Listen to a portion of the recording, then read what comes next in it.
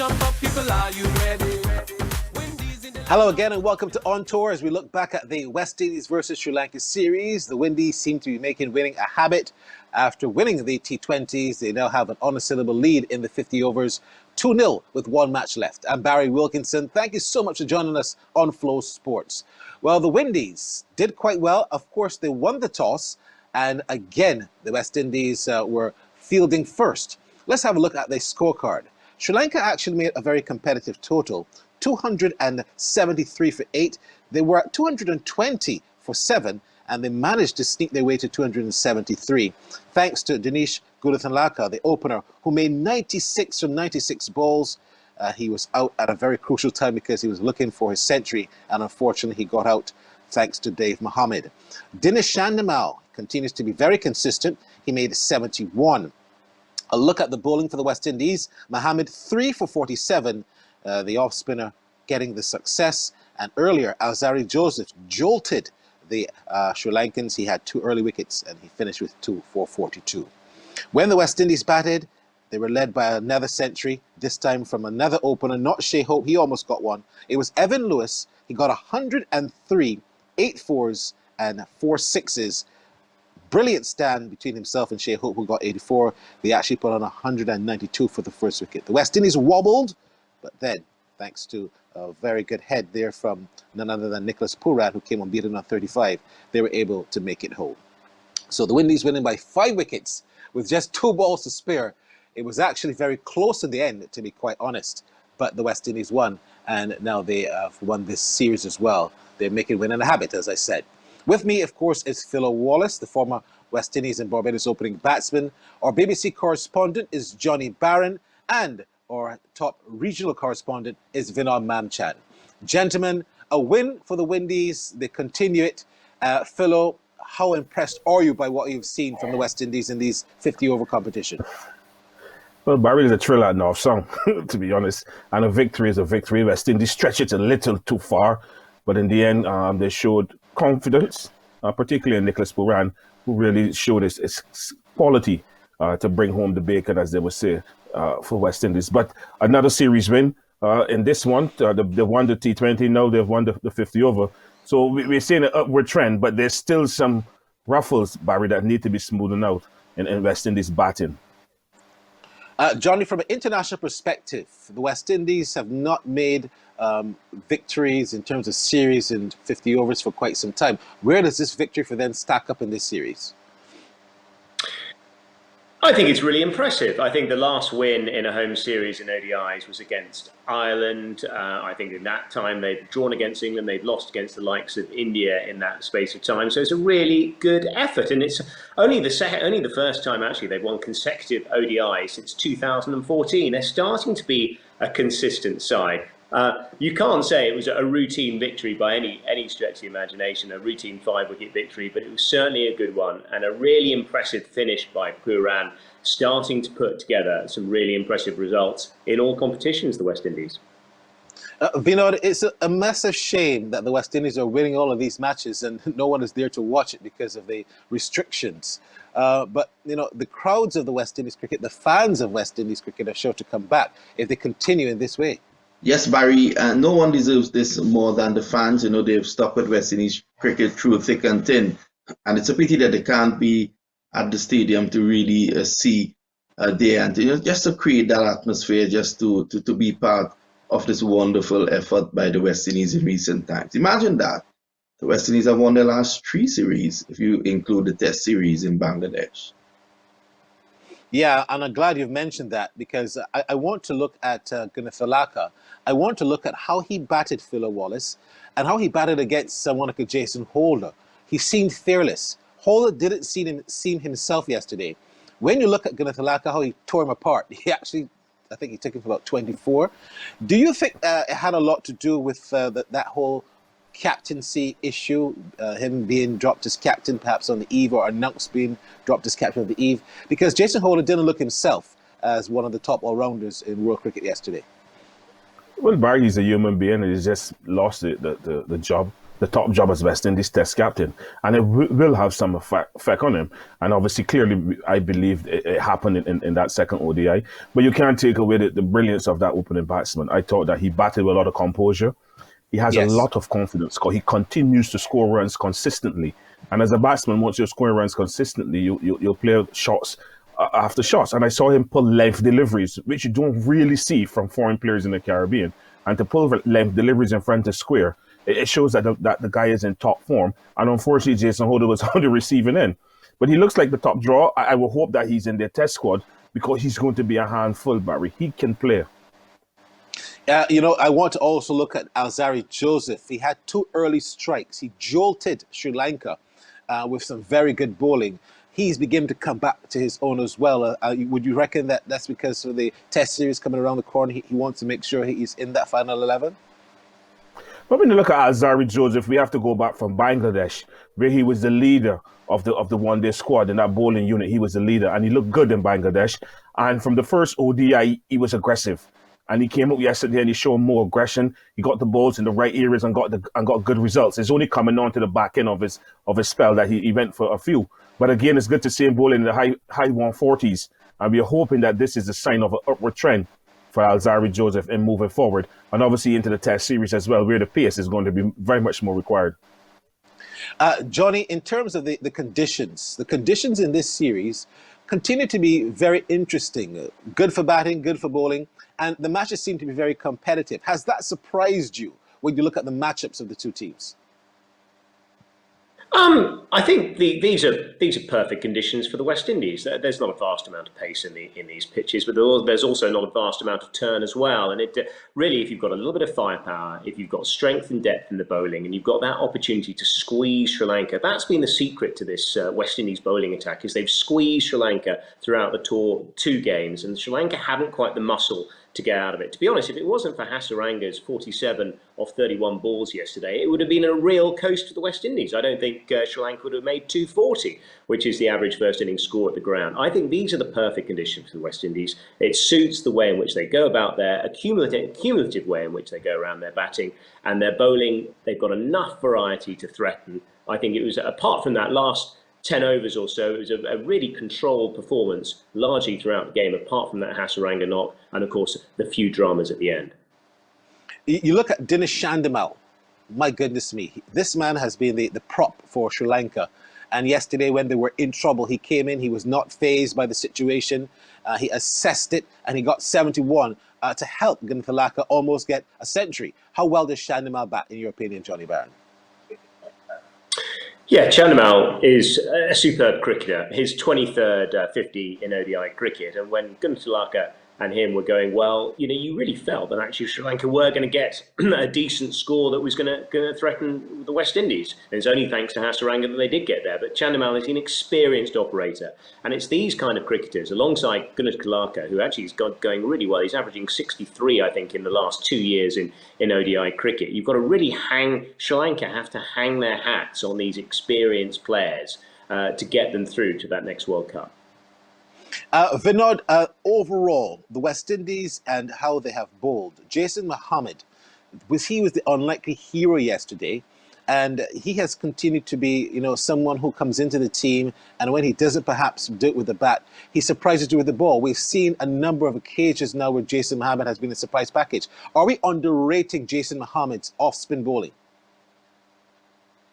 I don't think we're underrating his off-spin bowling, Barry. Jason Mohammed, as Phil Wallace will attest to, having covered so many matches in Trinidad and Tobago, we call him the man with the golden arm.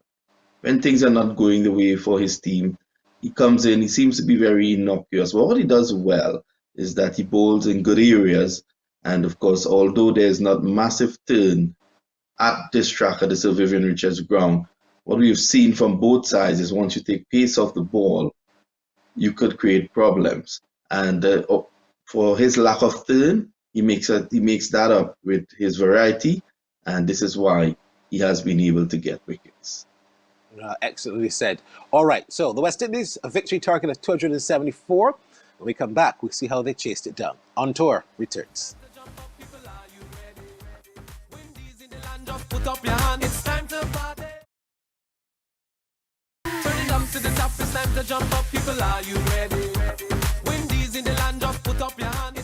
Welcome back then to On Tour. Just to remind you that that final One International starts at 9:30 in the morning and not 1:30 anymore, as was previously scheduled. That's a programming note here for On Tour.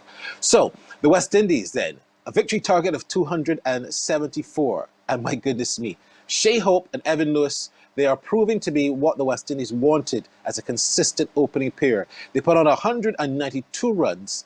Many people might have criticized perhaps them in the mid-overs for just being a little bit slow. But at the conclusion, Shea Hope did say that the West Indies are now working on not just being ball beaters. And they showed that tremendously well. We start first with Evan Lewis. You look at some of his top scores in ODIs, and he is doing quite well in the white ball format. Many people perhaps think that he deserves a shot in the red ball format. I'm not quite sure if he's interested. But the question to you, Philo Wallace, as a former opening batsman like Evan Lewis, 103, looked really good. How good is he batting at this stage, and how can he help the West Indies return to the top in ODI cricket? I think Evan Lewis is in a purple patch, Barry. He's batting wonderfully well. He's in good form coming out of the Super 50. He's also batting with an opening partner who's in good form and has common sense. And the two of them, along Evan Lewis and Shea Hope, have combined quite well. And what we saw from Evan Lewis in that second ODI is that he didn't look to muscle the ball. He stroked the ball along the ground and played proper cricket shots. And that is what we want to see from him more often. He said he's working very hard at this game, and I'm happy to hear him say that. Obviously, we expect him to get better. We don't want him to now just fizzle like an old saltfish. We want him to continue to flow and continue to build those good partnerships. That he and Shea Hope seem to have a good chemistry. The only time Evan Lewis looked like he was going to get out is when he was looking to play a big shot. And I believe that he can rein himself in a bit longer and bat like a batsman, he will score lots more runs. I, for one, thought that he would have been the answer to our test match problem because he has the temperament and certainly have the strength. But again, it's down to Evan Lewis if he wants to play the longer format of the game or he just wants to play T20 or 50 over cricket. Yeah, you've said it perfectly correct. I want to fast forward to Vinod. Vinod, Shea Hope has been a favourite of yours. Again, his 18th half century. Tremendously consistent, 84, and his strike rate wasn't bad, 77.7, 6 fours. Yesterday we saw a more careful approach to Shea Hope's batting. Your thoughts? Definitely, Barry. I will, go right off the blocks and say he's the best batsman in the Caribbean, and I would like to see that consistency transfer into the Test matches. Once that can be done, then we can confirm him in that position. 5 consecutive half centuries overall, and 5 against Sri Lanka as well. So he has shown a liking to the Sri Lankan bowling. And I think that whilst I want to agree with Philo that Evan Lewis, I think his success has a lot to do with Shea Hope at the other end. He has been able to rotate the strike. I think their running was a feature of the innings yesterday, the partnership yesterday as well.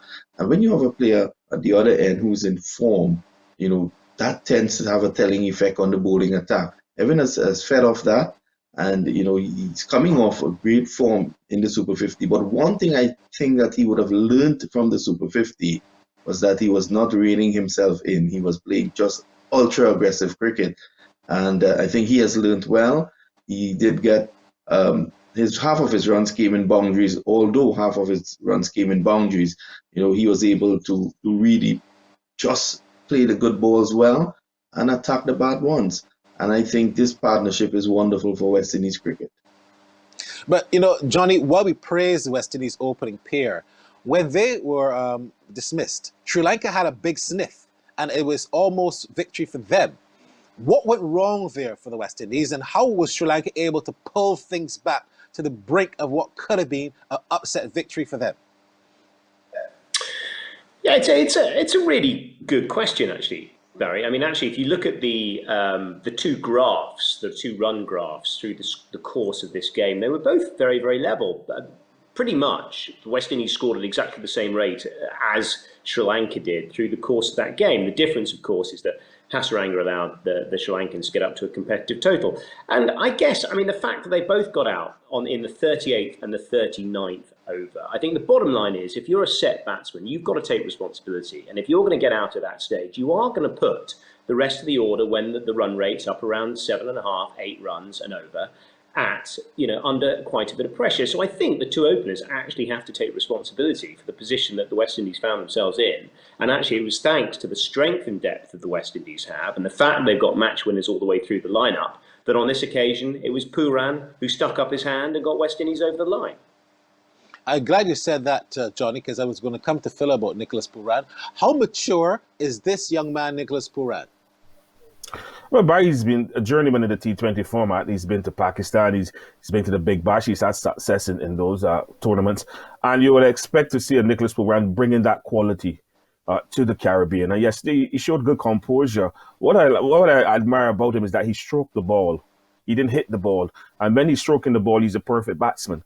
And I thought that he really weathered the storm well. He obviously, I think that no one bowl a pour over to him, but to stay there and to win that game for West Indies means a lot for him. He's been pushed up the order. He's also vice captain as well within our T20 setup, more responsibility. And Pollard also has a lot of responsibility for him as well in that 50 over squad. So a lot is expected of him, and he delivered the goods for us yesterday. And let's hope he can deliver more goods down the road. Yes, indeed. It was very, very close to the end. But victory for the West Indies, and that's what's most important. Congratulations. Another series under the belt there for the West Indies. When we come back on tour, we'll hear, of course, from the man of the match, Evan Lewis, and we also hear from the two captains about how they felt this series has gone so far. Stay with us right here on FlowSports. Put up your hand, it's time to party. Turn it up to the top, it's time to jump up. People, are you ready? Windies in the land, just put up your hand. Well, time now to hear from the men of the moment. Evan Lewis, the man of the match. Also to the captains, Kieran Pollard, and of course, the Sri Lankan cap. Evan, your second ODI century against Sri Lanka, fourth overall. How pleasing was that effort for you today? I feel very proud. Went out there, back my skills, back my ability, try to get a good start in the power play and push on from there. And your last one-day international series against Ireland, you got a century, unbeaten 99. Here again, half century in the first match, century in the second. What is the reason for this consistency that we are seeing from you? I think the reason for this was actually playing in the 50 overs last month. I was getting some good scores. The confidence level is there, and just coming in here and trying to execute. And the conditions out there for batting, it seemed to be a pretty good pitch all the way through. You enjoyed it? Yeah, of course. This wicket is probably one of the best wickets in Antigua. As batsmen, we should like it. We just went out and execute, get a good score and get a victory, which is most important. And in retrospect, this game going long deep into the last over, do you think that you could have batted a little bit deeper, seeing that you would have set batsmen out in the middle? Yeah, I think I could have probably carried the game down to the end. We know that me and Shea batting. Shea is a batsman, probably to bat as deep as possible. Let's try to take on the bowler, but unfortunately I get out. But next game I will try my best to carry it down to the end. Dimut Karanatna, commiserations on the result. Where did it go wrong for you today? Yeah, I think maybe batting, we lost a couple of wickets in the early part, but I think we recovered well. But unfortunately, I think those two batsmen who got runs, they couldn't got a big one. That's why I think, and even the bowling side, I think death bowling, we was with a lack of death bowling. So those are the areas we have to improve. And talking about the bowling, lack of penetration from your spinners, we know how critical they are for your successes. That must be a concern from you, Hasaranga and Sandlakan. 40 overs, only 1 wicket to date. Yeah, I think we were. I think those are the wicket-taking bowlers. So I expect they will take the wickets. But I think the West Indies batters batted really well against them, and they were keep pushing through the last few overs, and they have the power, and they keep hitting. And some positives from this game, Gunatilaka 96, a good partnership at the end, Hasaranga and Tissera Pereira. That must bore you going into that third match? Yeah, I think there are some positives as well. Even Danushka got runs behind under his name, and Chandi got some runs as well. Tissera and Manidu, they were brilliant. But I think we lack of wicket-taking options, so that's why we couldn't put a pressure on the West Indies side. And one game remaining, 2-1 songs better than 3-0. I'm sure you'll be coming out to win that one. Of course. We are here for win. I think we need to have a better plan, and we knew how they are playing, and we need to get a plan for the openers. They were put in a big partnership those two matches. I think we need to get a couple of wickets early, and then we'll push through the match. Thank you very much, Dimo. Tough luck once again. And if I can ask Kieran Pollard, the winning captain, West Indies, of course, have won this series now with 1 game remaining. Kieran Pollard, a little bit too close for comfort in the end?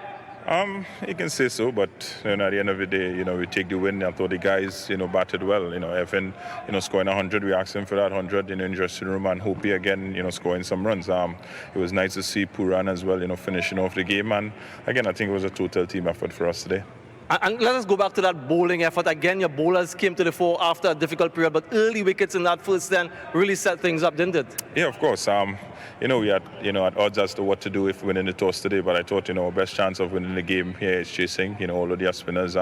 We have a plan of how to go about and negate their spinners. It's something that, again, as you know, in the T20s, we didn't do well, and, it's happy to see that the guys, sticking to their roles and their responsibilities and doing that. So, again, congrats to the bowlers as well. I thought, they bowled well. Jason Mohammed, again, comes to the front, 3 wickets today, as Ari Joseph for those 2 couple wickets early up, and yeah, you had the bowlers who did well as well.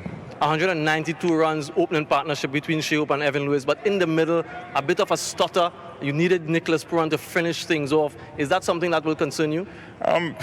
These things happen. You can't have a perfect game. It's just a matter of understanding, situations, when you're in the middle and when you're in, wanting that guy, to go as deep as possible. So, again, we have won the series, so, we look at the positives, and, again, we'll try to, fix that. Thank you very much, gentlemen. So we've got one match left. The West Indies trying to win it 3-0. Sri Lanka trying to pull one back and, of course, just get a victory under the belts before the Test series. However, the West Indies and Sri Lanka final game starts at 9:30 on Sunday morning. Let me just get the thoughts, finally, of the gentlemen. I'll start first of all with you, Philo. You look at the fact that the West Indies might not want to change a winning team, but should they perhaps give a game to some of the guys who have been on the bench? But Barry, there's one problem that West Indies have in their setup right now. That's Romario Shepherd. He's going the distance. And obviously, they might be tinkering of resting him and bringing in Kyle Mears. But if not, Barry will go back with the same 11 and look to make it 3-0 and have a clean sweep of this ODI series, which will give the Test cricketers something to look forward to when that series starts. So a lot to play for still for West Indies, because it's a confident booster to beat Sri Lanka 3-0 at the Sir Vivian Richards Stadium. Your thoughts, Johnny Barron? Well, World Cup qualification, that's the bottom line, and the West Indies need to another 10 points on offer here. There's no dead rubbers, and I think it's important for them to play their strongest side. It does look like Shepherd might be the one to miss out because he hasn't gone particularly well in the last couple of ODIs, but a wonderful position for the West Indies to be in. They must be bored of champagne. They won 3 series on the bounce, and in that process, interestingly enough, they have used 38 players in the last 4 tours, 4 series they've been involved, 38 players, and yet they're still continuing to win. Incredible. Yeah, okay, wonderful stuff. And finally, Viram Mamchan, your thoughts? Well, I want to agree with Philo. If I had time, Philo is a brilliant man. If I had time, I will buy him a trophy. It's absolutely necessary that the West Indies continue to win, and that will help the Test team as well. Sri Lanka is on tour. A number of the players in the 50 overs will be playing in the Test matches. You want to send them into that series deflated, and the West Indies the white ball team has that in their hands at this point in time. Johnny also made a very, very good point that you no longer play cricket just as dead rubbers. There's no dead rubbers again in international cricket because of the fact that you now get 10 points for an ODI win. So on that point, the West Indies will also want to win. I would like to see Kyle Myers in for Shepherd in this final ODI. Yeah, that I guess will give him a good sense of a warm-up as well towards the Test series, which is going to come up very shortly. All right, gentlemen, thank you so much. Thank you so much for joining us on tour again. And we look forward to seeing you on Monday after the West Indies and Sri Lanka ODI series finishes. I'm Barry Wilkinson. Thanks so much to my guests. See you again. Bye-bye for now.